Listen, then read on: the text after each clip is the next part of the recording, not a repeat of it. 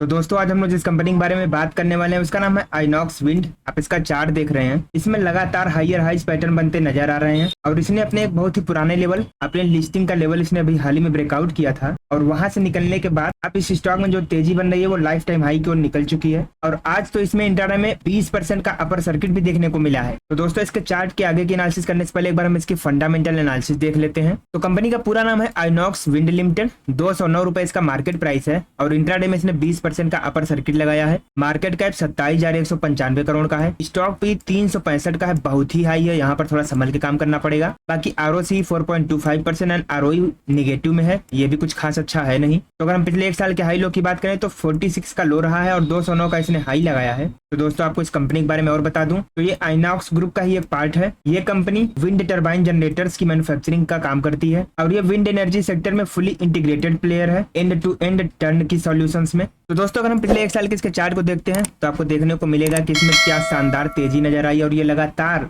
ऊपर बढ़ती चली जा रही है और साथ ही इसमें वॉल्यूम में भी काफी अच्छा जंप देखने को मिल रहा है। तो अगर हम इसके प्रोज एंड कॉन्स की बात करें तो प्रोज में कुछ खास है नहीं, बस इतना ही है कि ये कंपनी लगातार गुड क्वार्टरली रिजल्ट्स दे रही है। लेकिन इसके कॉन्स की बात करें तो लिस्ट बहुत बड़ी है। जैसा कि आप देख पा रहे हैं कि इसका जो स्टॉक है वो 16 टाइम्स बुक वैल्यू पर अभी ट्रेड कर रहा है। कंपनी का लो इंटरेस्ट रेट कवरेज है। कंपनी के प्रमोटर्स ने पिछले क्वार्टर में लगभग 4.5% तक अपने जो होल्डिंग है उसको भी डिक्रीज किया है। ROE भी इनका पिछले 3 सालों से निगेटिव ही है और कंपनी का जो हाई डेप्ट साइकिल है वो 238 दिन तक चला गया है। तो अगर हम इसके पेयर कंपैरिजन की बात करते हैं, सीमेंस हो गया, ABB India, Suzlon energy, CG power, भेल, हिताची एनर्जी और आइनॉक्स विंड जैसी कंपनियां हैं। तो अगर हम आइनॉक्स विंड के क्वार्टरली रिजल्ट्स की बात करते हैं तो इसका जो सेल्स ग्रोथ है वो जून 2021 में 169 करोड़ का था, जून 2022 में 211 करोड़, जून 2023 में 349 करोड़ और जून 2024 में 639 करोड़ का रहा। वहीं पर नेट प्रॉफिट की बात करें तो जहां जून 2021 में -53 करोड़ का लॉस, जून 2022 में -130 करोड़ का लॉस, जून 2023 में -65 करोड़ का लॉस और जून 2024 में जाके अभी यहाँ पे प्रॉफिट देखने को मिल रहा है। दोस्तों अगर हम इसके लॉन्ग टर्म प्रॉफिट लॉस की बात करते हैं तो इसका जो सेल्स ग्रोथ है वो मार्च 2013 में 1059 करोड़ का था,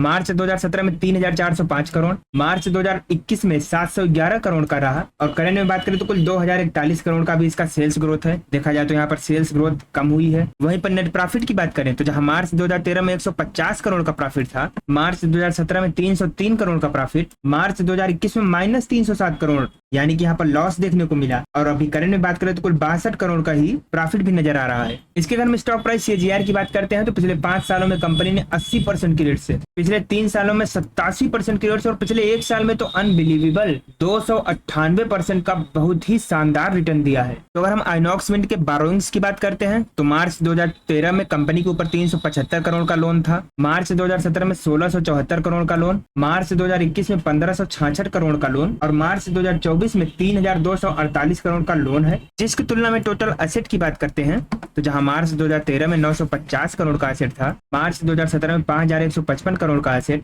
मार्च 2021 में 5464 करोड़ और मार्च 2024 में कुल 6795 करोड़ का एसेट है। जिसकी तुलना में जो ये लोन है, लोन काफी ज्यादा है, 3248 करोड़ का, यानी कि लगभग 50% के आसपास का इनके पास लोन भी है एसेट के मुकाबले। तो यहाँ पर आपको थोड़ा ज्यादा ध्यान देना पड़ेगा। बाकी अगर हम कंपनी के शेयर होल्डिंग पैटर्न की बात करते हैं तो प्रमोटर्स की हिस्सेदारी जहां सितंबर 2021 में 66.82% थी, वहां से तेजी से पोजीशन घटकर सिर्फ और सिर्फ 48% पर रह गई है। FIIs की होल्डिंग 2.27% से बढ़कर 13.37% हो गई है। DIIs की होल्डिंग जहां बिल्कुल नहीं थी, उन्होंने भी अपनी होल्डिंग बढ़ाकर 9.75% कर लिया है और पब्लिक की होल्डिंग 30% से घटकर 28% पर आ गई है, यानी कि 28% तक आ चुकी है। तो दोस्तों अगर हम आइनॉक्स विंड की फॉरेंसिक एनालिसिस करते हैं तो इसमें आपको 7 पॉजिटिव संकेत, 0 न्यूट्रल और 9 निगेटिव संकेत देखने को मिल जाएंगे, यानी कि इस स्टॉक में पॉजिटिव से ज्यादा निगेटिव है। तो जैसे कि कंपनी की जो लायबिलिटीज है वहां कोई दिक्कत की बात नहीं है। कंपनी के प्रमोटर्स ने कोई भी शेयर प्लेज नहीं किया है, डेप्रिसिएशन का कोई भी इफेक्ट नहीं पड़ रहा है और रेवेन्यू भी लगातार बढ़ता चला जा रहा है। अच्छी बात है कि कैपेक्स वर्सेस ROC में ROCE लगातार बढ़ता चला जा रहा है। बैलेंस शीट भी